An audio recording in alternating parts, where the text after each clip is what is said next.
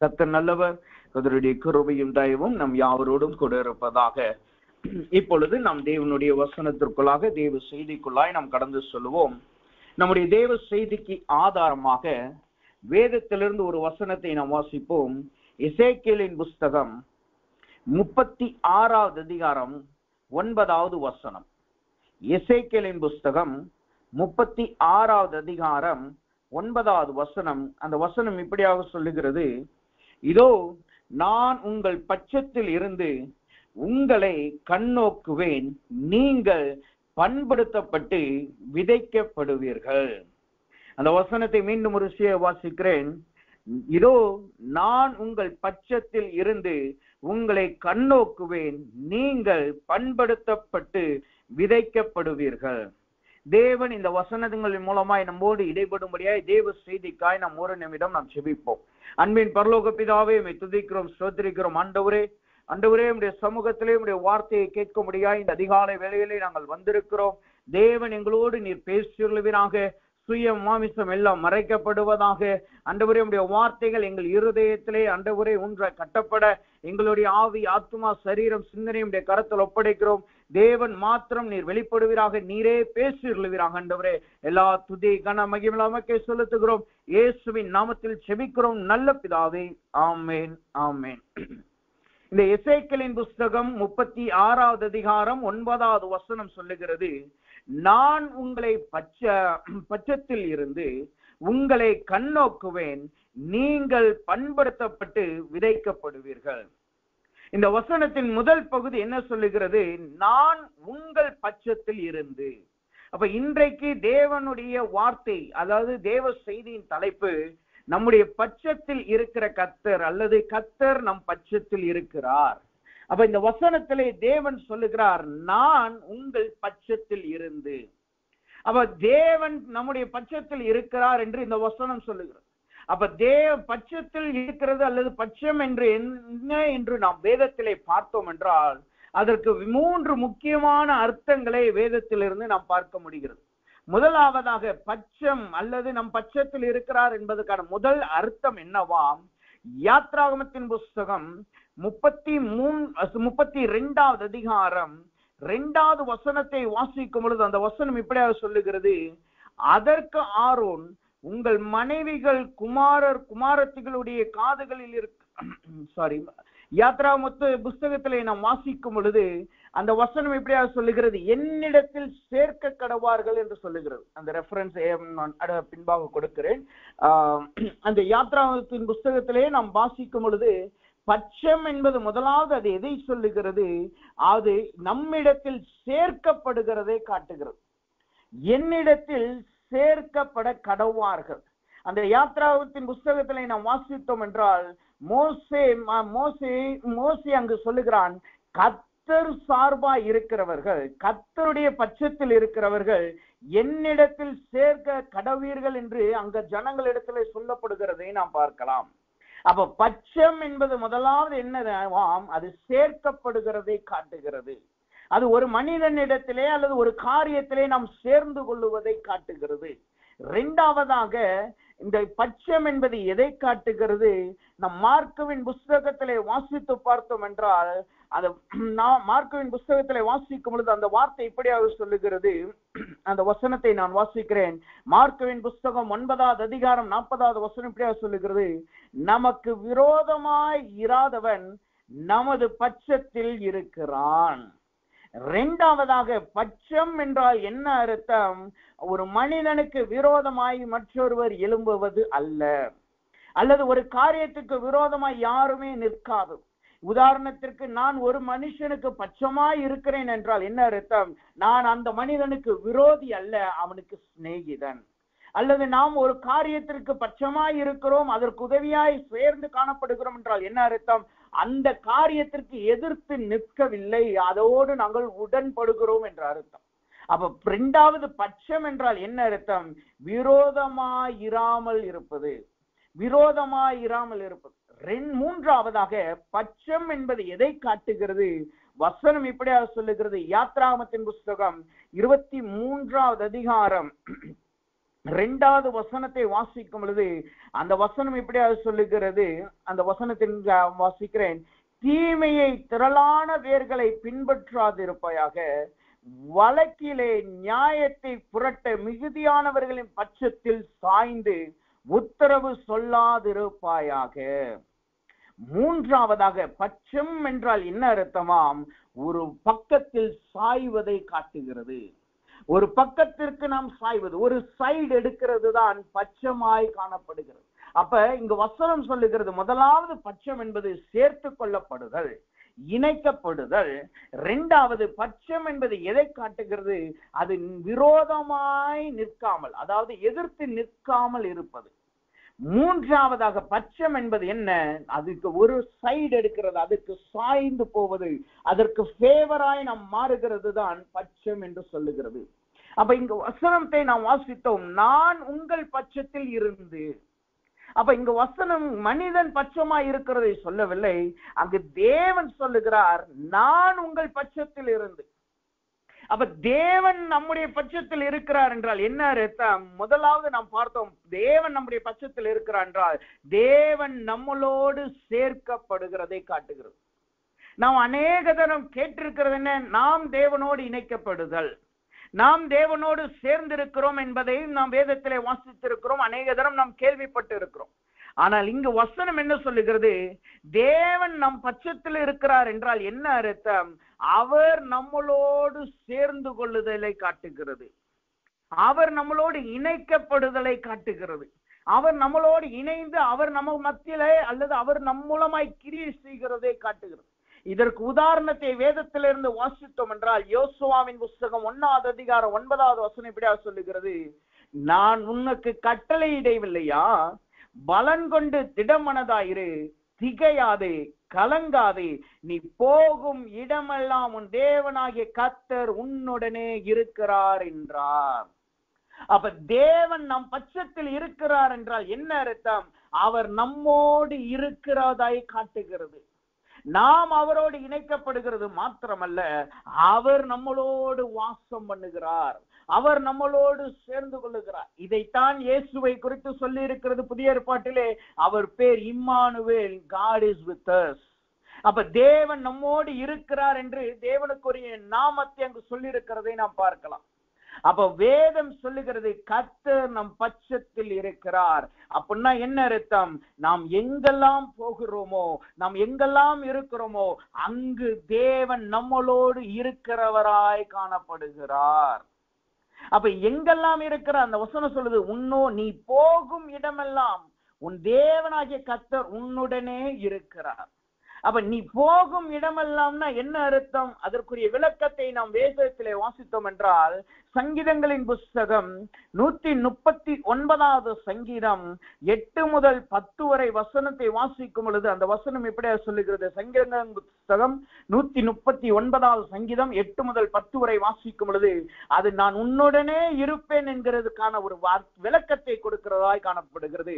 அந்த வசனம் இப்படியா சொல்லுகிறது, நான் வானத்தில் ஏறினாலும் நீர் அங்கே இருக்கிறீர், நான் பாதாளத்தில் படுக்கை போட்டாலும் நீர் அங்கேயும் இருக்கிறீர், நான் விடியற் காலத்து சட்டைகளை எடுத்து சமுத்திரத்தின் கடையாந்தரங்களிலே போய் தங்கினாலும் அங்கேயும் உமது கை என்னை நடத்தும், உமது வலது கரம் என்னை பிடிக்கும். தேவன் நம்மளோடு இருக்கிறார், தேவன் நம் பட்சத்தில் இருக்கிறார்னா என்ன அர்த்தம்? அவருடைய கை நம்மளை நடத்துகிறதும் அவருடைய வலதுகரம் நம்மளை பிடிக்கிறதுமாயிருக்கிறது. அது எங்கெல்லாம் வலதுகரம் நம்மளை நடத்துகிறது, எப்ப இங்கெல்லாம் பிடிக்கிறதாம்? அது வானத்திலே நாம் போய் இருந்தாலும் சரி, நாம் பாதாளத்திலே படுக்கை போட்டு இருந்தாலும் சரி, நான் விடியற் காலத்தின் செட்டைகள் எடுத்து சமுத்திரத்தின் கடையாந்தரத்திற்கு போனாலும் சரி, தேவன் நம்மளோடு இருக்கிறார்.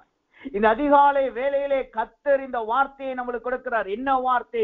தேவன் நம் பட்சத்திலே காணப்படுகிறார், கர்த்தர் உங்கள் பட்சத்திலே காணப்படுகிறார். நீங்கள் போய்கொண்டிருக்கிற, நீங்கள் இருக்கிற இடம் வானம் என்கிற தேவ சமூகமாய் இருக்கலாம், அல்லது பாதாளம் என்கிற உலகமாய் காணப்படலாம், அல்லது சமுத்திரத்தின் கடையாந்தரம் என்கிற தூரமாய் விலகி ஒரு தனிமையின் அனுபவத்திலே காணப்படலாம். ஆனால் கர்த்தர் சொல்லுகிறார், நீங்கள் தனியா இருக்கவில்லை.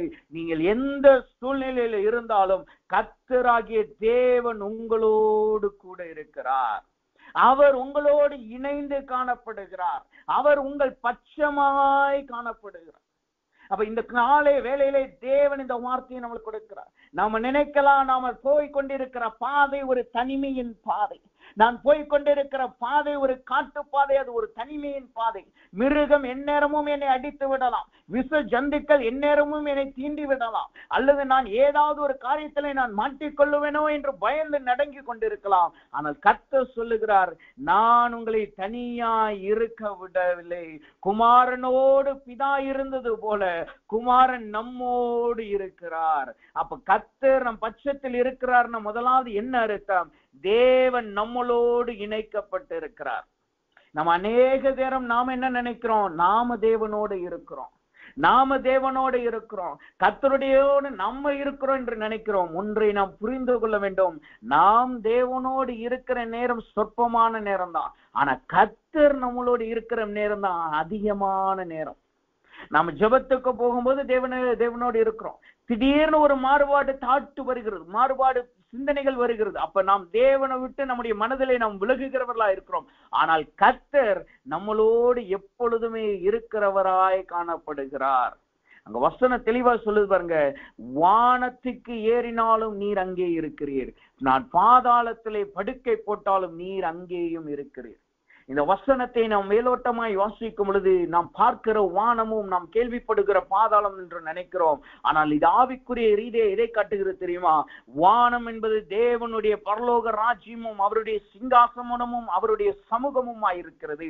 பாதாளம் என்பது அவருக்கு பிரியமில்லாத பாவத்தின் கிரியை நாம் செய்யும் பொழுது, அவருக்கு பிரியமில்லாத அல்லது அவரை விட்டு விலகுகிற காரியம் பாதாளமாய் காணப்படுகிறது. இப்ப அநேக பேர் நாம் நினைக்கலாம், அப்ப நான் பாவம் செய்யும் போது கர்த்தர் என்னோடு இருக்கிறார் நீங்க எப்படி சொல்ல முடியும்? வேதம் தான் நம்மளுக்கு அதை சுட்டி காட்டுது. நாம் பாதாளத்திலே படுக்கை போட்டோம். அப்ப நாம் பாவம் செய்யும் பொழுது தேவன் இருக்கிறாரா, அப்புறம் போய்விட மாட்டாரா என்று நாம் யோசித்தோம் என்றால், அதுதான் வசனம் சொல்லுகிறது, பரிசுத்த ஆவியானவரை துக்கப்படுத்த கூடாது. அப்படின்னா என்ன அர்த்தம்? நாம் பாவம் செய்யும் பொழுது, நாம் தேவனுக்கு பிரியமில்லாத காரியத்தை செய்யும் பொழுது, அவர் நம் அருகில் இருந்து அதை பார்த்து அவர் மனம் வியாகுலப்பட்டு கொண்டிருப்பார். அவர் துக்கமான இருதயத்தோடு, துக்கமானதோடு அங்கு காணப்பட்டு கொண்டிருப்பார். அவர் நம்மளை கைவிடாதவராய் அங்கு காணப்படுவார். அது நாம் பாவம் செய்யும் பொழுது நாம் தேவனை துக்கப்படுத்துகிறோம். அது தொடரும் பொழுது பரிசுத்த ஆவியானவர் நம்மளை விட்டு விலகுகிறவராய் காணப்படுகிறார்.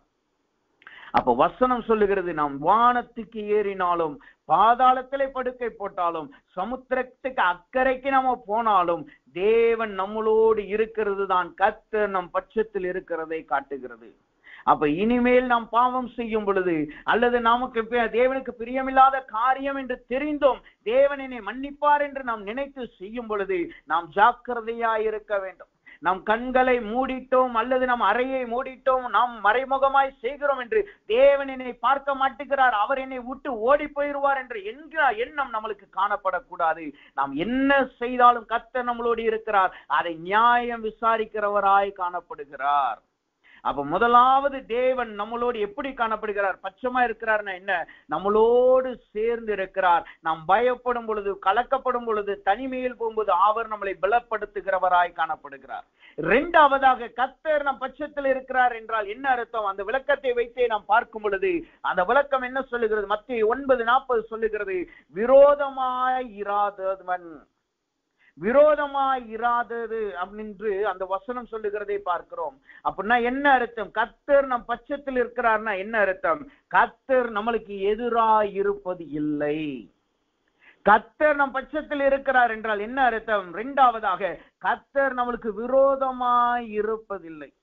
இங்க வசனம் சொல்லுது பாருங்க, மார்க்கவின் புஸ்தகம் 9ஆம் அதிகாரம் 38வது வசனத்தை வாசிக்கும் பொழுது அங்கு தெளிவான ஒரு விளக்கத்தை கொடுக்கிறதை நாம் பார்க்கலாம். மார்க்கவின் புஸ்தகம் 9வது அதிகாரம் 38வது வசனத்தை வாசிக்கும் பொழுது அந்த வசனம் சொல்லுது பாருங்க, அப்பொழுது யோவான் அவரை நோக்கி, போதகரே, நம்மை பின்பற்றுகிற ஒருவன் உமது நாமத்தினால் பிசாசுகளை துரத்துகிறதை கண்டோம்.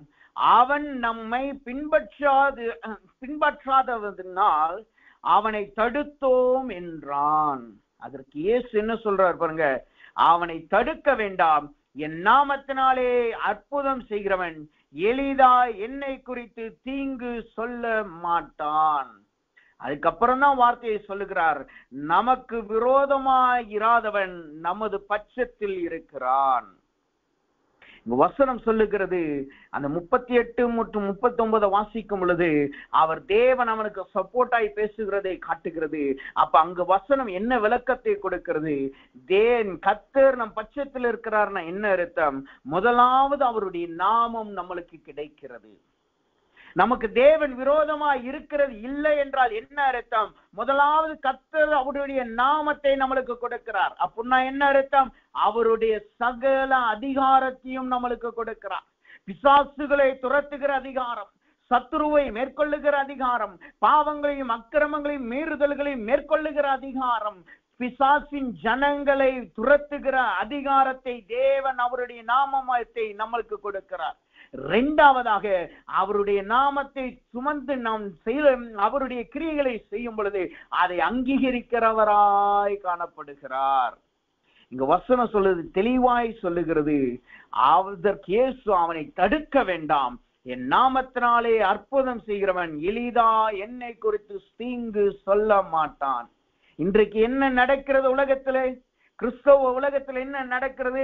எங்களுடைய சத்தியம் தான் பெரியது, எங்களுடைய ஊழியம் தான் பெரியது என்று சொல்லி இங்கு யோவானை போல இன்றைக்கு அநேக ஊழியங்களை தடை செய்ய முற்படுகிறார்கள். அநேக தேவ வார்த்தைகளை தடை செய்ய முற்படுகிறார்கள். ஆனா வேதம் நம்மளுக்கு என்ன கற்றுக் கொடுக்கிறது? இயேசுவே சொல்லுகிறார், அவன் என் நாமத்தினால் அற்புதம் செய்தால் அவனை தடை செய்யாதிருங்கள். தேவனே அவர்களுக்கு எதிராய் நிற்பது அல்ல, அவர்களுடைய பலன் அவர்கள் அனுபவிப்பார்கள். அவர்கள் பிதாவின் சித்தத்தை செய்யாமல் இருந்து தேவனுக்காய் தீர்க்கதரிசனம் சொல்லி பிசாசுகளை விரட்டினாலும் கர்த்தர் அவர்களை அறியேன் என்று அவர்களுடைய நியாய தீர்ப்பு நாளிலே கர்த்தர் சொல்வார். அவர்களை தடுப்பதற்கோ அவர்களை தடுத்து தள்ளுவதற்கோ தேவன் நம்மளுக்கு அதிகாரத்தை கொடுக்கவில்லை. ஆனா இங்க வசனம் என்ன சொல்லுகிறது? நாம் கர்த்தர் நம் பட்சத்தில் இருக்கிறார் என்றால் என்ன அர்த்தம்? அவர் நமக்கு அவருடைய நாமத்தை கொடுத்திருக்கிறார். அவர் நம்மளை அங்கீகரிக்கிறவராய் காணப்படுகிறார். இன்றைக்கு தேவ சமூகத்திலே வந்திருக்கிற தேவ பிள்ளைகளாகிய நம்மளை பார்த்து கர்த்தர் சொல்லுகிறார், நீங்க என் நாமத்தினால் எதை செய்கிறீர்களோ அதை நான் அங்கீகரிக்கிறவராய் காணப்படுகிறேன். என் நாமத்தினாலே பிசாசுகளை துரத்துகிறீர்களா, அதை நான் அங்கீகரிக்கிறேன். என் நாமத்தினாலே தீர்க்கதரிசனம் சொல்லுகிறீர்களா, அதை நான் அங்கீகரிக்கிறேன். அப்ப கர்த்தர் நம் பட்சத்தில் இருக்கிறார் என்றால் என்ன அர்த்தம்? அவருடைய அதிகாரத்தை நம்மளுக்கு கொடுத்து அவர் நம்மளை அங்கீகரிக்கிறவராயும் நமக்கு விரோதமாய் நில்லாதவராய் காணப்படுகிறார். மூன்றாவதாக கர்த்தர் நம் பட்சத்தில் இருக்கிறார் என்றால் என்ன அர்த்தம்? அந்த யாத்ராகமம் 23:2 சொல்லுகிறபடி சாய்ந்து என்று சொல்லுகிறதை நாம் பார்க்கிறோம்.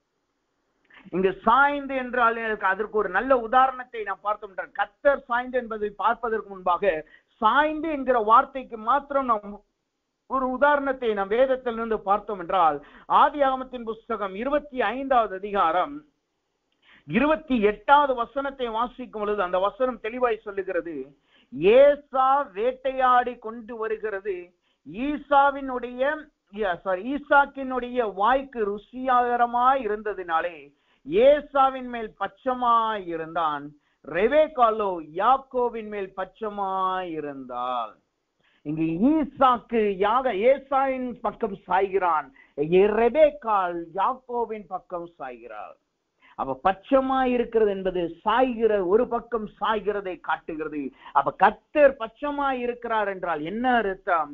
சங்கீதங்களின் புஸ்தகம் 40வது சங்கீதம் 1வது வசனம் அதற்குரிய அர்த்தத்தை கொடுக்கிறது. சங்கீதங்களின் புஸ்தகம் 40வது சங்கீதம் 1வது வசனம் இப்படியா சொல்லுகிறது, கர்த்தருக்காக பொறுமையுடன் காத்திருக்கிறேன், அவர் என்னிடமாய் சாய்ந்து என் கூப்பிடுதலை கேட்டார்.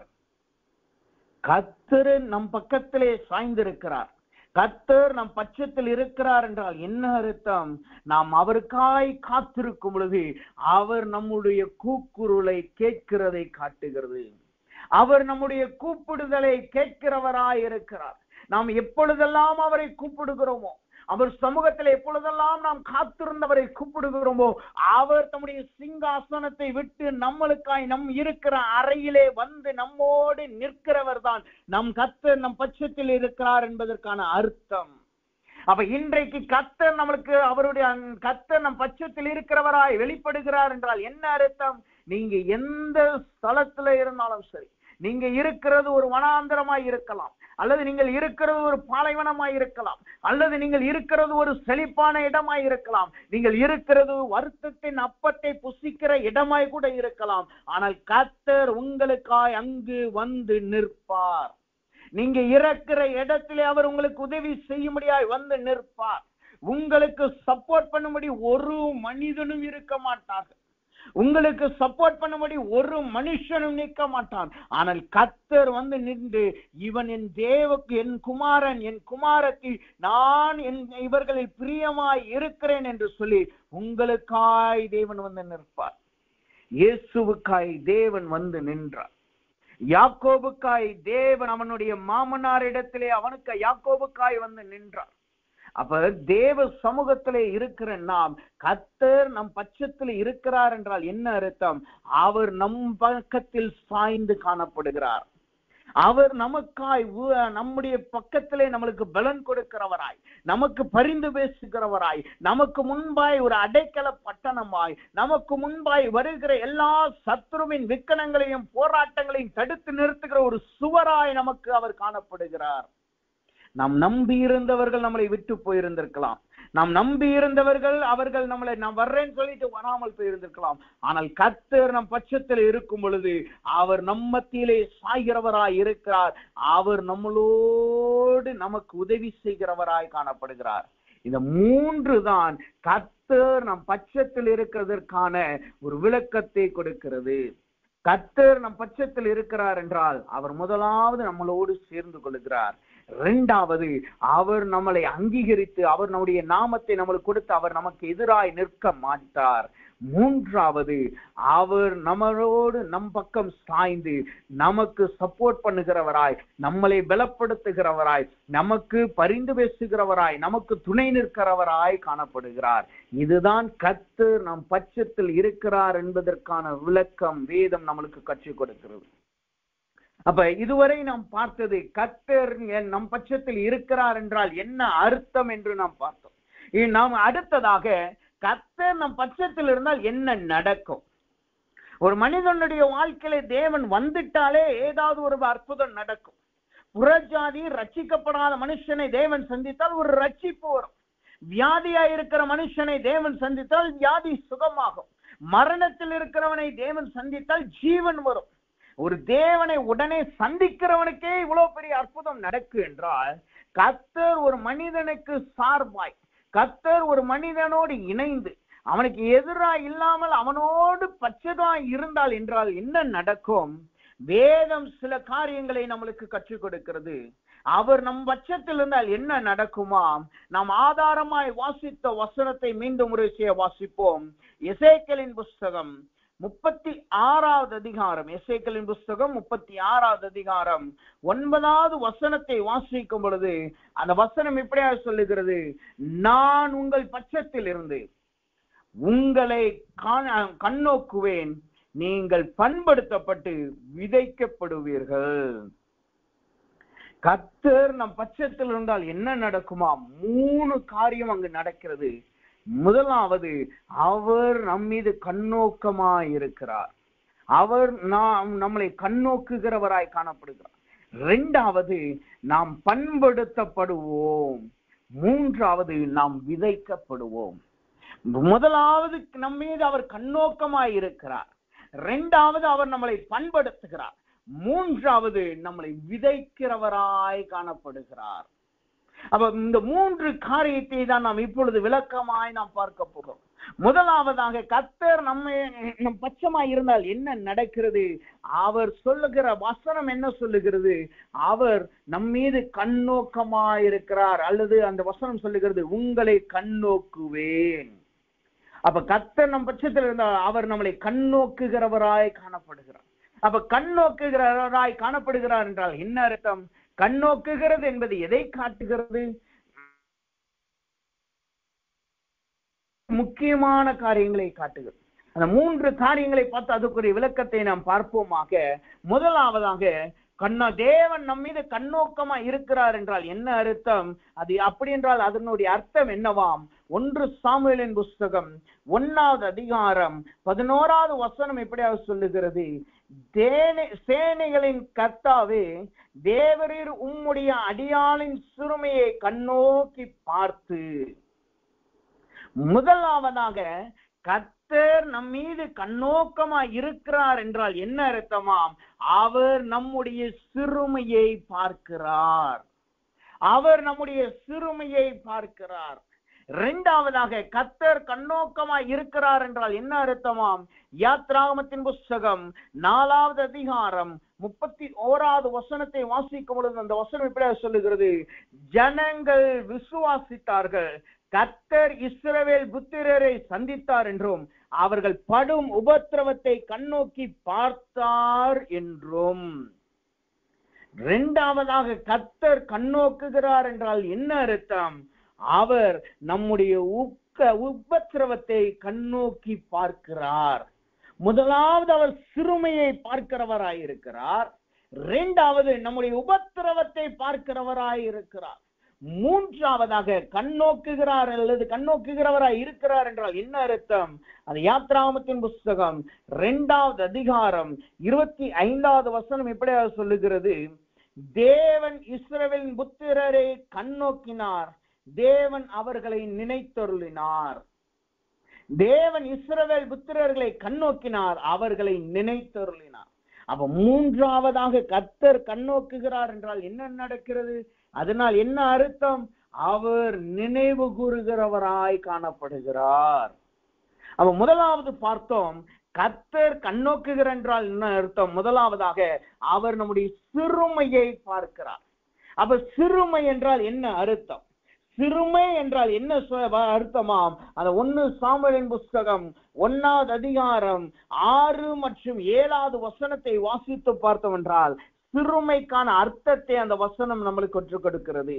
அந்த 11வது வசனத்திலே சொல்லப்படுகிறது, அடியாளின் சிறுமையை கண்ணோக்கி பார்த்து.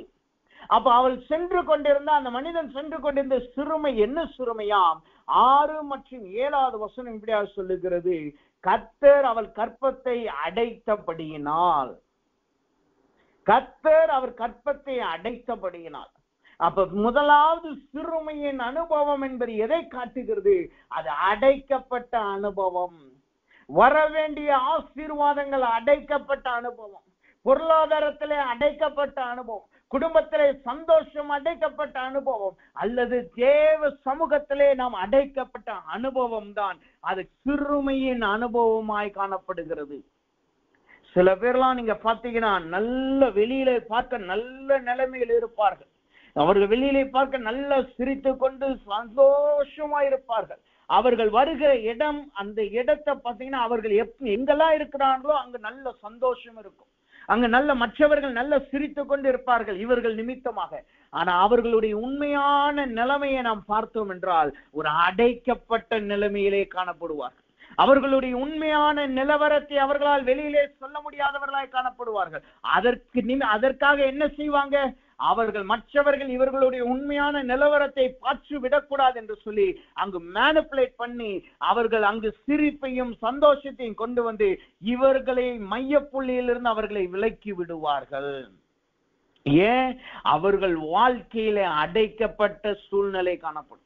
அவர்கள் வாழ்க்கையிலே அடைக்கப்பட்ட பொருளாதாரத்திலேயோ ஆவிக்குரிய காரியத்திலேயோ சரீரத்திலேயோ ஏதோ ஒரு விதத்திலே அவர்கள் அடைக்கப்பட்ட அனுபவத்திலே காணப்படுவார்கள். இங்கு யாரை குறித்து சொல்லுகிறது? அன்னாளை குறித்து சொல்லுகிறது. அவளுக்கு இருந்த ஆசீர்வாதம் என்ன தெரியுமா? அன்னாளுக்குரிய ஆசீர்வாதம் என்ன என்று வசனத்தை வாசிக்கும் பொழுது அந்த வசனம் எப்படியாவது சொல்லுகிறது, அவள் புருஷனாகிய எல்கானா அவளை பார்த்து, அன்னாளே ஏன் அழுகிறாய்? நீ சாப்பிடாது இருக்கிறாய், ஏன் சஞ்சலப்படுகிறாய்? 10 குமாரரை பார்க்கலும் நான் உனக்கு அதிகம் அல்லவா என்றான். அதுக்கு மேல இருக்கிற வசனம் 5வது வசனம் இப்படியா சொல்லுகிறது, அன்னாளை சிநேகித்தபடினால் அவளுக்கு இரட்டிப்பான பங்கு கொடுத்தான். எங்க அன்னாளுடைய சூழ்நிலை என்ன தெரியுமா? அவளுடைய நிலைமை எப்படி இருக்கு தெரியுமா? அவளுக்கு இருந்த ஆசீர்வாதம் என்ன? இரட்டிப்பான ஆசீர்வாதத்தை பெற்றாள். அவனுடைய கணவருக்கு 10 குமாரர்கள் இருக்கிறார்கள், இன்னொரு மனைவி இருக்கிறார். இவளுக்கோ குமாரர் இல்லை, இவளுக்கோ பிள்ளை பெறாத மலடியாய் காணப்படுகிறாள். ஆனாலும் கணவனுடைய அன்பை பெற்றவளாயும் இரட்டத்தனையான ஆசீர்வாதத்தை பெற்றவளாயும் கணவன் அவளுக்கு சப்போர்ட் பண்ணுகிறவளாயும் குடும்பத்திலே நல்ல நிலைமையிலே காணப்படுகிறவள் தான் இந்த அன்னாள் என்கிறவள். அவளோடு இருந்த சகோதரி அவர் நிந்திக்கலாம், ஆனால் அவளுடைய உண்மையான நிலவரம் என்ன?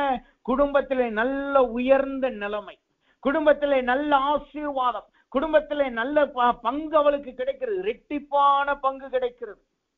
அப்படி பங்கு இருந்தும் அவளுடைய வாழ்க்கையிலே ஒரு அடைக்கப்பட்ட அனுபவம் காணப்படுகிறது. இதுதான் சிறுமையின் அனுபவம். சிறுமையின் அனுபவம் என்ன அர்த்தம்? நம்முடைய வாழ்க்கையில எல்லாம் இருக்கிறது போல இருக்கும், ஆனால் முக்கியமான காரியம் அடைபட்டு காணப்படும். எல்லாம் இருக்கிறது போல, செழிப்பா இருக்கிறது போல, இரட்டிப்பான ஆசீர்வாதம் பெற்றதை போல காணப்படும், ஆனால் எல்லாம் அடைக்கப்பட்டு காணப்படும். அதனால் ஒன்றும் பலன் இருக்காது. இங்க அன்னாளுக்கு இரட்டிப்பான நன்மை இருக்கு. கணவனிடத்துல உயர்த்தப்பட்ட ஒரு அங்கீகாரம் இருக்கிறது. கணவன் இவளை அதிகமாய் நேசிக்கிறவனை காணப்படுங்க. இவை எல்லாம் இருந்தும் அவள் தன்னோடு இருக்கிற சகோதரியினால் நிந்திக்கப்படுகிறவளாய் காணப்படுகிறாள். எப்பொழுது பார்த்தாலும் அழுது கொண்டிருக்கிற சூழ்நிலை தான் அவளுக்கு காணப்படும். இன்றைக்கு அநேகருடைய வாழ்க்கை இதுதான். உலக குடும்பத்திலே பார்க்கும் பொழுது நல்ல சந்தோஷமாய் அங்கீகாரம் பெற்றவர்களை போல இருக்கிறார்கள், ஆனால் அவர்களுடைய உண்மையான ஜீவியம் எப்ப பார்த்தாலும் ஒரு அழுகையின் அனுபவம். பக்கத்தில் இருக்கிறவர்களினால் நிந்திக்கப்படுகிற அழுகையின் அனுபவம், அடைக்கப்பட்ட சூழ்நிலை. ஆனால் கர்த்தர் சொல்லுகிறார், அவர் நம் பட்சத்தில் இருக்கிறபடினால் இன்றைக்கு அவர் உங்களை அடைக்கப்பட்ட சூழ்நிலையை கண்ணோக்குகிறார். நீங்கள் எந்த சூழ்நிலையில் அடைக்கப்பட்டிருக்கிறீர்கள், எந்த ஆசீர்வாதம் அடைக்கப்பட்டிருக்கிறது, எந்த ஆவிக்குரிய ஜீவியம் அடைக்கப்பட்டிருக்கிறது, ஜெபிக்க முடியலையா, தேவ வார்த்தையை பெற முடியலையா, வெளிப்பாடு கிடைக்கலையா, கர்த்தர் இன்றைக்கு சொல்லுகிறார், நீங்கள் அடைக்கப்பட்ட சூழ்நிலையை அவர் கண்ணோக்கி பார்க்கிறார். 2வதாக சிறுமையின் அனுபவம் என்றால் என்ன அர்த்தம்? அந்த 1 சாமுவேல் புத்தகம் 11வது அதிகாரம் 7வது வசனம் சொல்லுது, சிறுமையின் அனுபவம் என்பது 7வது வசனம் சொல்லுகிறது, இவள் அவளை மனமடிவாக்கினாள். 2வதாக சிறுமையின் அனுபவம்னா என்ன அர்த்தம்? மனமடிவாக்குது. இங்கு அவளுக்கு கொடுக்கப்பட்ட அதிகாரத்தின்படி அவள் அந்த குடும்பத்தையே ஆளுகை செய்ய முடியும். இங்க அன்னாளுக்கு கொடுக்கப்பட்ட இரட்டிப்பான ஆசீர்வாதத்தை வச்சுக்கிட்டு அந்த ஆசீர்வாதத்தை வச்சு அந்த குடும்பத்தையே கண்ட்ரோலுக்குள்ள வைக்க முடியும். ஆனா அன்னாளுடைய நிலைமை என்ன? மனம் அடிவாகிறது. அவளால் எதையும் அதிகாரத்தோடு செய்ய முடியவில்லை, தலை நிமிர்ந்து நடக்க முடியவில்லை, அவளுக்குடைய வாய்ஸ்க்கு அங்கு பதில் கிடையாது. அவளுடைய அங்கீகாரம் அவளுக்கு கொடுக்கப்பட்டிருந்தாலும் அந்த அங்கீகாரத்தினால் எந்த பலனும் இல்லாதவளாக காணப்படுது. ஏன்? அவளுடைய வாழ்க்கை ஒரு அடைக்கப்பட்ட அனுபவம். இந்த அடைக்கப்பட்ட அனுபவம் எங்கு கொண்டு போகிறது? அது நம்மளை மனம் அடிவாக்குகிறது கொண்டு போகுது. எதையும் நம்மளால் துணிந்து செய்ய முடியாது, எதையும் நம்மளால் தைரியமா எதிர்கொள்ள முடியாது. ஏதாவது ஒரு சின்ன சத்தம் கேட்டுருச்சு, ஏதாவது சின்ன ஒரு நியூஸ் வந்துருச்சுன்னா அதை கேட்டு பயந்து ஓடி ஒளிந்து கொள்ளுகிறவர்களாய் காணப்படும். இதற்கு ஒரு நல்ல உதாரணம் யார் தெரியுமா? கிதியோன் என்கிறவன். கிதியோன் மறைவிடத்திலே போரடிக்கிறவனாய் காணப்பட்டான். அவன் ஒரு பராக்கிரமசாலியாய் இருந்தான், ஆனால் அவனுடைய பராக்கிரமத்தை அவன் புரியாதபடியினால், அதை உணராதவனாய் இருந்தபடியினால் அவன் மறைவிடத்திலே போரடிக்கவனாய் காணப்பட்டான். இன்றைக்கு அநேகருடைய வாழ்க்கை இதுதான். தைரியசாலி, பலாக்கிரம் உள்ளவர்கள், அதிகாரம் உள்ளவர்கள், ரெட்டிப்பான ஆசீர்வாதம் பெற்றவர்கள் என்று சொல்லிக் கொள்ளுவார்கள். ஆனால் அவர்களுடைய உண்மையான நிலைமை என்ன? ஒரு சின்ன போராட்டம் வந்துச்சு, பிரச்சனை வந்துச்சு, இழிவான வார்த்தை வந்துச்சுன்னா உடனே அவர்கள் மனம் ஒடுங்கி போய் அப்படியே இருந்த இடத்திலே பெட்ஷீட்டை போட்டு மூடி படுத்துக் கொள்ளுவார்கள். அந்த இடத்திலே தைரியமாய் அவர்கள் பேஸ் பண்ண மாட்டார்கள். அதற்கு எதிராய் தைரியமாய் நிற்க மாட்டார்கள். இதற்கான காரணம் என்ன? அடைக்கப்பட்டது. அதுதான் சிறுமையின் அனுபவம். அப்ப இப்படிப்பட்ட அனுபவத்தில் நீங்கள் சென்று கொண்டிருக்கிறீர்களா? கர்த்தர் சொல்லுகிறார், நான் உங்களுக்கு இன்றைக்கு உங்கள் பட்சத்திலே நிற்கிறேன். கர்த்தராகிய நான் உங்கள் பட்சத்திலே இருக்கிறேன். நான் உங்களை கண்ணோக்குகிறவராய் காணப்படுகிறேன். இரண்டாவதாக கண்ணோக்குதல் என்ன நடக்குது? யாத்ராகமம் 4:32 பாத்திரம், உபத்திரவத்தை கண்ணோக்கி பார்த்தார். முதலாவது நம்முடைய அடைக்கப்பட்ட சிறுமையை அவர் கண்ணோக்கி பார்க்கிறார். இரண்டாவது உபத்திரவத்தை கண்ணோக்கி பார்க்கிறார். உபத்திரவத்தை கண்ணோக்கி பார்க்கிறார் என்றால் என்ன அர்த்தம்? யாத்ராகமத்தின் புஸ்தகம் 3வது அதிகாரம் 7வது வசனம் இப்படியா சொல்லுகிறது. யாத்ராகமத்தின் புஸ்தகம் 3வது அதிகாரம் 7வது வசனம் இப்படியா சொல்லுகிறது, அப்பொழுது கர்த்தர், எகிப்திலிருந்து இருக்கிற என் ஜனத்தின் உபத்திரவத்தை நான் பார்க்கவே பார்த்து, ஆளோட்டிகளின் நிமித்தம் அவர்கள் இடுகிற கூக்குரலை கேட்டேன், அவர்கள் படுகிற வேதனையை அறிந்திருக்கிறேன். இங்கு உபத்திரவத்தை கண்ணோக்கி பார்க்கிறார் என்றால் என்ன அர்த்தம்? ஒரு வார்த்தையில உபத்திரவம் போட்டிருக்கு. உபத்திரவம் என்றால் என்ன அர்த்தமாம்? ஆளோட்டிகளினால் வேதனைப்படுகிறதும் கூக்குரல் இடுகிறதும் தான் உபத்திரவத்தை காட்டுகிறது. இது சிறுமை என்பது அடைக்கப்பட்ட அனுபவம், மனவடிவாக்கப்பட்ட அனுபவம். ஆனால் உபத்திரவம் என்பது ஆளோட்டிகளினால் படுகிற வேதனை, ஆளோட்டிகளினால் வருகிற வேதனை. இங்கு ஆளோட்டிகள் என்று சொல்லி இருக்கிறது. ஆளோட்டிகளுக்குள்ளே அர்த்தம் என்னவாம்? அந்த அர்த்தத்தை யாத்ராகமம் 1வது அதிகாரம் 11வது வசனத்தில் வாசித்தோம் என்றால் அது ஆளோட்டிகளுக்கான அர்த்தத்தை கொடுக்கிறது. அந்த வசனம் சொல்லுகிறது, அப்படியே அவர்களை சுமை சுமக்கிற வேலையினால் ஒடுக்கும்படி அவர்கள் மேல் விசாரணைக்காரர்களை வைத்தார்கள்.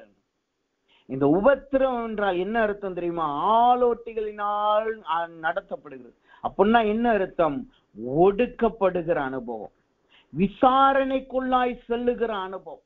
இந்த விசாரணைக்குள்ள செல்லுகிற அனுபவம்னா ஒரு சின்ன காரியத்தோடு நாம் உதாரணத்தோடு நாம் பார்த்தோம்னா, இன்னைக்கு சில டைம் இந்த அதிகாரிகள், கவர்மெண்ட் ஆபீசர்ஸ், கவர்மெண்ட் அபிஷியல்ஸ் நாம பார்த்தோம்னா அவர்கள் நல்ல தைரியமாய் மற்றவர்களிடத்தில் தைரியமாய் பேசுவார்கள்.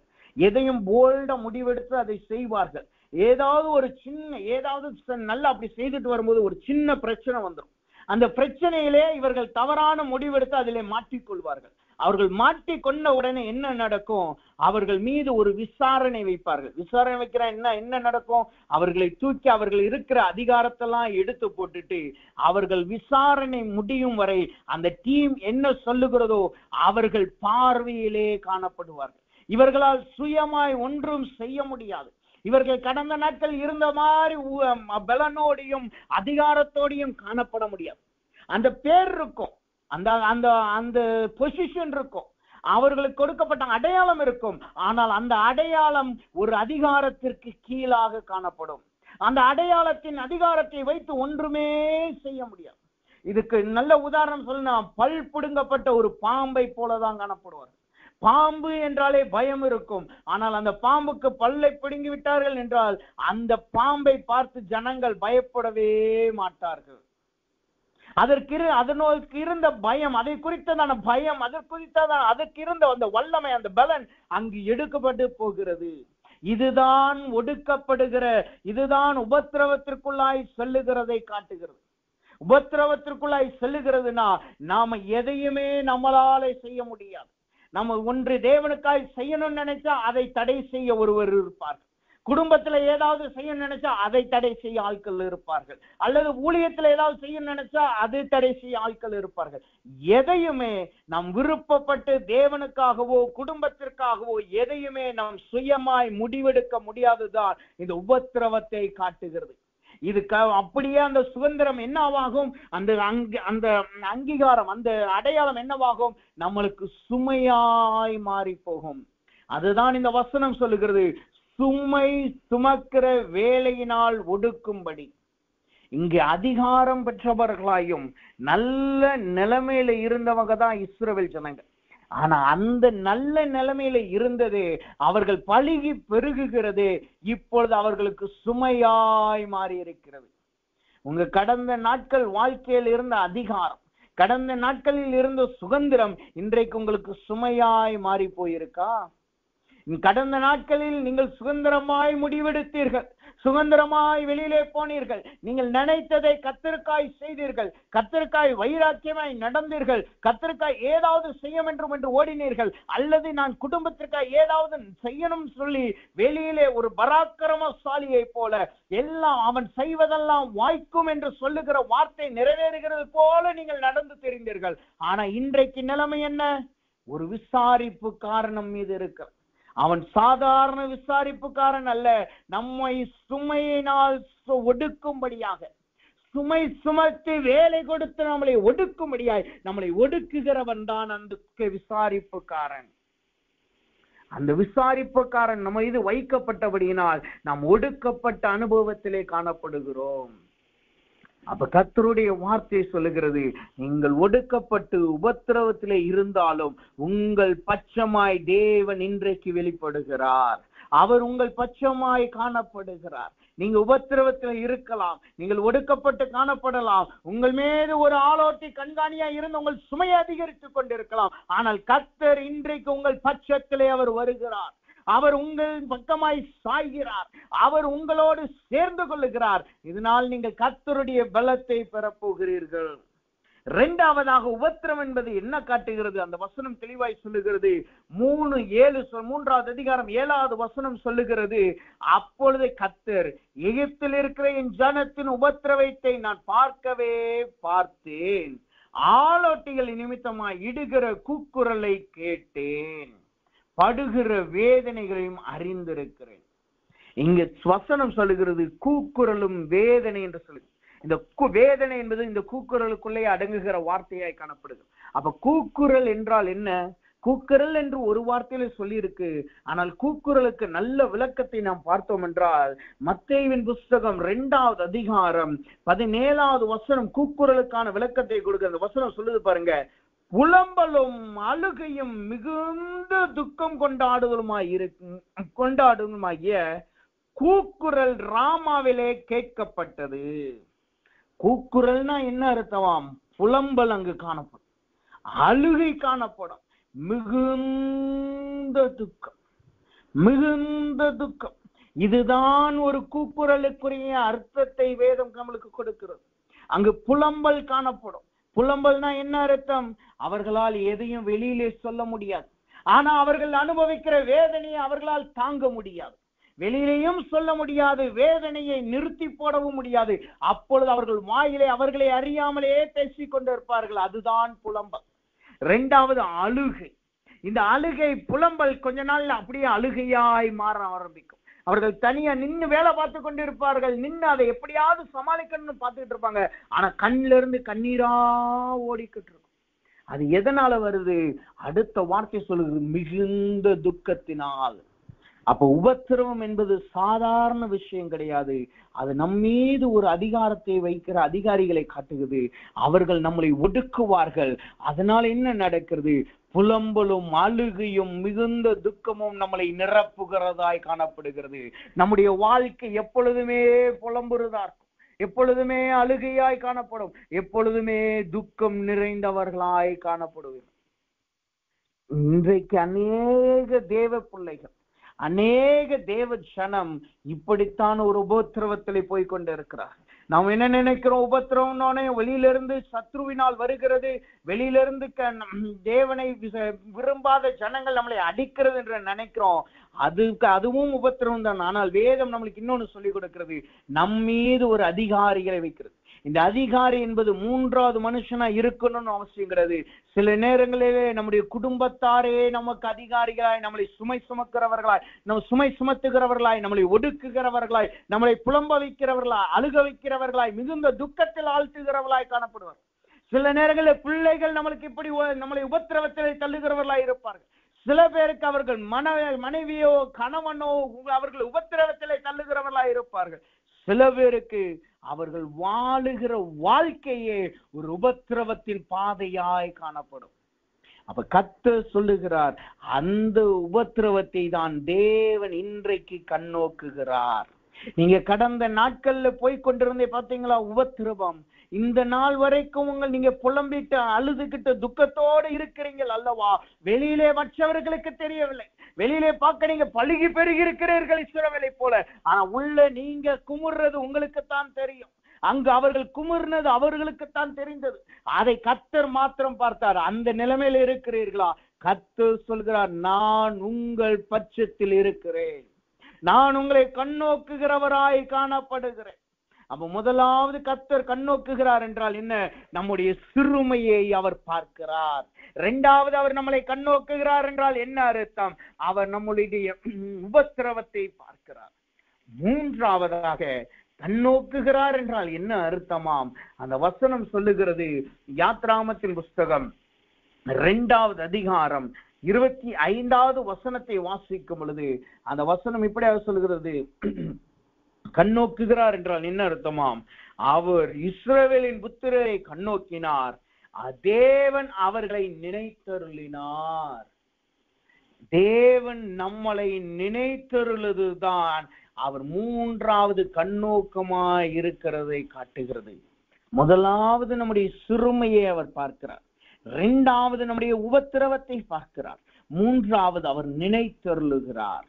அப்ப அவர் எதை நினைத்தருளுகிறார்? அவர் நம்முடைய சிறுமையை பார்த்துட்டார், உபத்திரவத்தை பார்த்துட்டார். இது ரெண்டையும் பார்த்துட்டு ஏன் மூன்றாவது நிலைமைக்கு போகணும்? ஏன் மூன்றாவது காரியத்துக்காக தேவன் கடந்து போகணும்?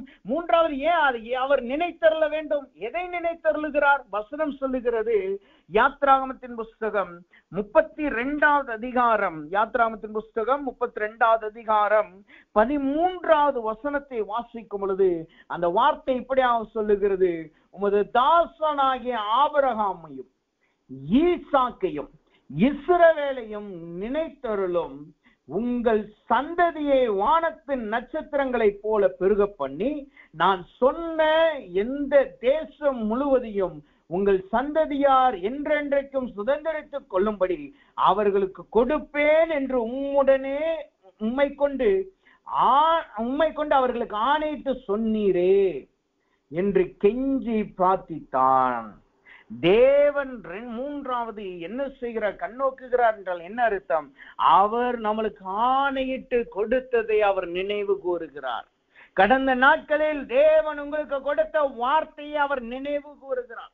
கடந்த நாட்கள் தேவன் கொடுத்த தீர்க்கதரிசன வார்த்தைகள், விடுதலையின் வார்த்தைகள், அற்புதத்தின் வார்த்தைகள், சுகத்தின் வார்த்தைகள், வாக்குத்தத்தத்தின் வார்த்தைகளை தேவன் நினைவு கூறுகிறார். அவர் நம்முடைய சிறுமையை பார்த்துட்டு அப்படியே விட்டு போகாமல், நம்முடைய உபத்திரவத்தை பார்த்துட்டு அப்படியே விட்டு போகாமல், அவருக்கு உங்களுடைய வாழ்க்கையில் இருக்கிற அவருடைய வாக்குத்தத்தத்தை அவர் நினைத்து பார்க்கிறார். நான் ஒரு மெசேஜ்லயோ அல்லது ஏதோ ஒரு புஸ்தகத்திலேயோ நான் படித்தேன், டிஜேஸ் ஐயா வாழ்க்கையில நடந்த ஒரு காரியத்தை குறித்து அங்கு சொல்லப்பட்டிருந்ததை நான் கேள்விப்பட்டேன். அவருக்கு ஒரு கன்வென்ஷன் கூட்டம் முடித்துட்டு எல்லாருக்கும் தனி ஜெபம் செய்யும் பொழுது ஒரு மனிதன் அவருக்கு தனி ஜெபம் செய்யும்படி ஒரு மனிதன் அவர் பக்கத்துல வந்தார். அவரிடத்துல கை வைத்து ஜெபிக்க ஆரம்பித்திருக்கிறார். ஜெபிக்க ஆரம்பித்த உடனே இவருக்கு வழக்கமாக எல்லாரும் அறிந்தது போல ஆசீர்வதிக்கிறது, தேவன் கொடுக்கிற வார்த்தையை சொல்லுகிறது. அப்ப இவருக்கு ஏதாவது ஒரு ஆசீர்வாதத்தை கொடுக்கணும், விடுதலையை கொடுக்கணும், கர்த்தர் இவர் விடுதலை ஆக்கணும் சொல்லிட்டு அப்படிதான் ஆயத்தத்தோடு அவர் மீது கைவிட்டு ஜெபிக்க ஆரம்பிக்கிறார். ஜெபிக்க ஆரம்பித்தா அவர் குறித்து தேவனுடைய வார்த்தை வித்தியாசமாய் வருகிறது. அவர் தேவனுக்கு விரோதமாய் காணப்படுகிறார் என்று கர்த்தரே சொல்ல ஆரம்பிக்கிறார். அவருக்கு எந்த ஒரு ஆசீர்வாத வார்த்தையும் வரல, எந்த ஒரு விடுதலைக்குரிய வார்த்தையும் வரல, எந்த ஒரு சுகத்திற்குரிய வார்த்தையும் வரல. அவருக்கு அப்படி ஜெபிக்க ஆரம்பித்த உடனே அவரை குறித்து நெகட்டிவான காரியங்கள் தான் அங்கு வர ஆரம்பிக்குது. உடனே இவர் ஜெபிக்க ஆரம்பித்தாராம், ஆண்டவரே எப்பயாவது ஒரு முறை, ஏதாவது ஒரு முறையாவது இவர் ஏதாவது ஒரு நல்ல காரியம் பண்ணியிருப்பாரே, நீர் பிரியப்படும்படியாய், நீர் உம்முடைய மனம் மகிழும்படியாய் ஏதாவது ஒரு சிறு காரியம் பண்ணியிருப்பாரே, அதை நீர் நினைவு கூறுமே என்று சொன்னார். அதை சொல்லி அவருக்காய் மனதிலே ஜெபிக்க ஆரம்பிக்கும் பொழுது அந்த காரியத்தை தேவன் நினைப்பூட்டி இருக்கிறார். அதை வைத்து தேவன் இந்த மனிதனை தேவன் ஆசீர்வதித்து வார்த்தையை கொடுத்தார். அதனை இந்த போதகர் டிஜிஎஸ் ஐயா அதை அந்த மனிதனுக்கு கொடுத்து அவரை அனுப்பினார். இது எதற்காக சொல்லுகிறேன்? கர்த்தர் நம்முடைய உபத்திரவத்தையும் நம்முடைய துக்கத்தையும் அவர் பார்த்து அப்படியே கடந்து போகிறதல்ல, அவர் நமக்கு கொடுத்த வார்த்தையும் வாக்குத்தத்தத்தையும் நினைவு கூறுகிறவராய் காணப்படுகிறார். அவர் உங்களை சிறுமையிலிருந்து விடுதலையாக்குகிறது மாத்திரமல்ல, அவர் உங்களை துக்கத்திலிருந்து உபத்திரவத்திலிருந்து விடுதலையாக்குகிறது மாத்திரமல்ல, அவர் கொடுத்த வாக்குத்தத்தங்களை அவர் நினைவு கூற ஆரம்பிக்கிறார். இன்னைக்கு அநேக பேர் சொல்லுகிறதை கேட்டிருக்கிறோம், எனக்கு தேவ வார்த்தை வந்துருச்சு, தீர்க்க தரிசன வார்த்தை வந்துருச்சு, ஆனா இன்னும் எனக்கு அது நிறைவேறலையே, இன்னும் அது எனக்கு நிறைவேறலையே, அந்த வார்த்தையை வாழ்க்கையில இன்னும் நான் நிறைவேறலையே என்று நாம் யோசித்துக் கொண்டிருக்கலாம். ஆனா தேவ வார்த்தை சொல்லுகிறது, கர்த்தர் அவைகளை இன்றைக்கு உங்களுக்கு நினைவு கூறுகிறார். ஏன்? அவர் நம் பட்சத்தில் காணப்படுகிறபடியினால். முதலாவது அவர் உங்களுடைய சிறையிருப்பை மாற்றுகிறார். உங்களுடைய அடைக்கப்பட்ட ஆசீர்வாதத்தை தேவன் இன்றைக்கு திறந்து வைக்கிறார். உங்களுடைய மனவடிவாக்கும், எதை பார்த்தாலும் பயந்து ஒடுங்கி மனவடிவாகி போறீங்கள் அல்லவா, அந்த அனுபவத்தை தேவன் மாற்றுகிறார். இரண்டாவது, உங்கள் உபத்திரவமாக்கிய, உங்களுக்கு அதிகாரியா இருந்து உங்களை ஒடுக்கி கொண்டிருக்கிறவர்களை தேவன் இன்றைக்கு கண்ணோக்கி பார்க்கிறார். அவர்களை தேவன் அவர்களிடத்தில் உங்களை விடுதலையாக்குகிறார். உங்கள் புலம்பலையும் அழுகையையும் மகா உபத்திரவத்தையும் தேவன் இன்றைக்கு பார்த்து அதிலிருந்து விடுதலை கொடுக்கிறார். மூன்றாவது, அவர் உங்களுடைய உபத்திரவத்தை நினைவு கூறுகிறவராய் காணப்படுகிறார். சரி, உங்களுக்கு கொடுக்கப்பட்ட வாக்குத்தத்தங்களை, உங்களுக்கு கொடுக்கப்பட்ட வார்த்தைகளை அவர் நினைவு கூறுகிறவராய் காணப்படுகிறார். இது யாருடைய வாழ்க்கையில நடந்தது? அநேக தேவ பிள்ளைகளுடைய வாழ்க்கையில வேத வசனத்தை வாசிக்கும் பொழுது அநேக தேவ ஜனத்தினுடைய வாழ்க்கையில நடந்திருக்கிறதை நாம் பார்க்கிறோம்.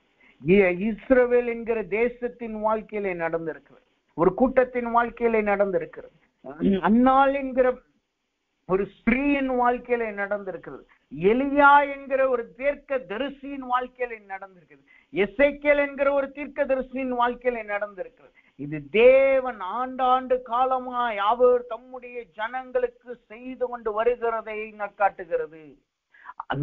இங்கு ஒரு காரியத்தை பகிரும்படி ஆவியானவர் எனக்கு வெளிப்படுத்துகிறார். அதை நான் பகிர்ந்து விட்டு இந்த காரியத்தை வைத்து நாம் செபிக்க போகிறோம். ஒரு நாள் நாங்கள் ஈக்குவடார் தேசத்திலே போய்கொண்டிருக்கும், ஊழியத்தை செய்து கொண்டிருக்கும் பொழுது தேவன் ஒரு இடத்துக்கு வந்து ஊழியத்தை ஆரம்பிக்க சொல்லிவிட்டார். அந்த இடத்துக்கு வரும்படி அவரே தேவைகளை சந்தித்தார். அதுவரை காத்திருந்தோம். தேவன் கொண்டு வந்தார். வீடு பார்த்தாச்சு. அங்கு ஜனங்களை தேவன் ஏற்படுத்தினார். அவர்கள் மூலமாய் தேவன் எங்களுக்கு காரியங்களை வாய்க்க பண்ணினார். எல்லாம் செட்டில் ஆகி எல்லாம் ஊழியத்தை செய்ய ஆரம்பித்தோம். தொடக்கத்துல முதல் 3 மாசம் நல்ல ஊழியம் போய்கொண்டிருக்கு. நல்ல ஊழியம், புதிதாய் ஆரம்பித்த ஊழியம். எங்களை யாருன்னே அவர்களுக்கு தெரியாது. ஆனால் வளர்ச்சி வர ஆரம்பித்து விட்டது. அநேக குடும்பங்களை சந்திக்க ஆரம்பித்தோம். அநேக குடும்பங்களுக்கு தேவ ஆசீர்வாதம் வர ஆரம்பித்தது. ஆனா கொஞ்ச நாட்கள், ஒரு 4 மாதம் 5 மாதம் என்று நினைக்கிறேன், அது கடந்த பிறகு திடீர்னு பார்த்தா ஊழியத்திலே முதலாவது ஒரு வறட்சி வர ஆரம்பித்தது. அதுக்கப்புறம் பார்த்தா குடும்பத்திலே ஒரு வறட்சி வர ஆரம்பித்தது. இல்லை என்கிற நிலைமை அல்ல, குறைவு என்கிற நிலைமைக்கு நாங்கள் நடத்தப்பட்டோம். அந்த குறைவு என்கிற சூழ்நிலைக்கு தள்ளப்பட்டோம். அப்ப எங்களுக்கு தெரிந்ததெல்லாம் ஒன்றே ஒன்று, அதை வைத்து ஜெபிக்கிறோம். யாரிடத்திலையும் போய் நிற்கக்கூடாது, அதை வைத்து ஜெபிப்போம், கர்த்தர் சந்திப்பார். இதுதான் தேவன் கற்றுக் கொடுத்தது. இதுதான் டேடியும் சரி வீட்டிலே கற்றுக் கொடுத்த காரியம். அப்ப தேவ சமூகத்திலே வைத்து ஜெபிக்க ஆரம்பிக்கிறோம். வாரக்கணக்காய் ஜெபிக்கிறோம். அது வாரங்கள் மாதமாய் மாறுகிறது. மாதக்கணக்காய் ஜெபிக்க ஆரம்பிக்கிறோம். குறைவுகள் மாத்திரம்தான் இருக்கு, இல்லைங்கிறது இல்லை. ஆகாரத்தை தேவன் கொடுத்தார். குழந்தைக்கு தேவையானதை தேவன் கொடுப்பார். என்ன ட்ரெஸ் வேணுமோ அந்த நேரத்துல யாராவது ஒருவர் மூலமாய் வந்து புதிய ட்ரெஸ்ஸை கொடுப்பார்கள். அங்கு இது சென்னையாச்சின்னு சொல்லுகிற அல்லது அந்த பால்வாடின்ற இடத்துக்கு அனுப்ப வேண்டிய தேவையான காரியங்கள், ட்ரெஸ், பேக் எல்லாமே தேவன் கொடுக்க ஆரம்பித்தார். வீட்டிலே ஆகாரத்தையும் தேவன் கொடுக்க ஆரம்பித்தார். ஆனா ஊழியத்திலும் சரி அந்த நிறைவு என்கிற காரியம் வீட்டிலையும் கிடையாது. இப்படி வைத்து நாங்கள் ஜெபித்து தொடர்ந்து ஜெபிக்க ஆரம்பித்தோம். தொடர்ந்து ஜெபிக்க ஆரம்பிக்கும் பொழுது இதை வைத்து கொஞ்ச நாள்ல எங்களுக்குள்ளே கொஞ்சம் விரக்தி வர ஆரம்பித்தது. விரக்தி வர ஆரம்பித்த உடனே, ஆண்டவரே ஏன் இப்படி இருக்கு என்று தொடர்ந்து கேள்வி கேட்க ஆரம்பித்தோம். அதுவரைக்கும் கேள்வி கேட்கல, அதுவரைக்கும் விசுவாசத்தோட ஜெபிக்கிறோம். அதுக்கப்புறம் கேள்வி கேட்க ஆரம்பித்தோம். ஆண்டவரே ஏன் இப்படி நடக்கிறது? நீங்க தானே எங்களை அழைத்து வந்தீர், நீ தானே எங்களை இங்க இருக்க சொன்னீர் அப்படி என்று சொல்லி தேவ சமூகத்துல கேட்டு ஜெபிக்க ஆரம்பித்தோம். அப்ப தேவன் ஒரு வார்த்தையை கொடுத்தார். அது என்ன வார்த்தை தெரியுமா? நீங்க போய்கொண்டிருக்கிற பாதை என்பது நீங்கள் இன்றைக்கு பார்க்கிறது, ஆனா நான் இவைகளை ஜெனரேஷன் டு ஜெனரேஷன், சந்ததி சந்ததியா இந்த காரியங்களை நான் பார்த்திருக்கிறேன். வேதத்திலையும் நீங்கள் பாருங்கள், அதற்கு முன்பாக இருந்த ஜனங்களுக்கும் வாழ்க்கையும் நான் பார்த்திருக்கிறேன். இது எனக்கு புதிதான காரியம் இல்லை என்று கர்த்தர் சொன்னார். நாங்க போற பாதை எங்களுக்கு புதிதான பாதை, ஆனால் கர்த்தருக்கோ அது புதிதானது அல்ல. அவருக்கு அதற்குரிய பதில் தெரியும். அதிலே எப்படி உங்களை விடுதலை ஆக்கணும் என்று எனக்கு தெரியும் என்று கர்த்தர் சொன்னார். அப்போ ஒரு வார்த்தையை கொடுத்தார். அந்த ஒரு தரிசனத்தை கொடுத்து கர்த்தர் சொன்னார், நாங்கள் ஒரு மலையின் அந்த பீக்ல நிற்கிறோம். அந்த கிளிஃப்ல நிற்கும் பொழுது அங்கிருந்து தேவன் சொல்லுகிறார், இதில் நடந்து வாங்கள் என்று. இப்ப இந்த வார்த்தையெல்லாம் பேசிட்டு தேவன் சொல்லும்போது அப்ப கேட்கிறோம், இங்க அந்த மலையிலிருந்து கால் எடுத்து வச்சு கீழே விழுந்துருவோமே, எப்படி நடக்குது?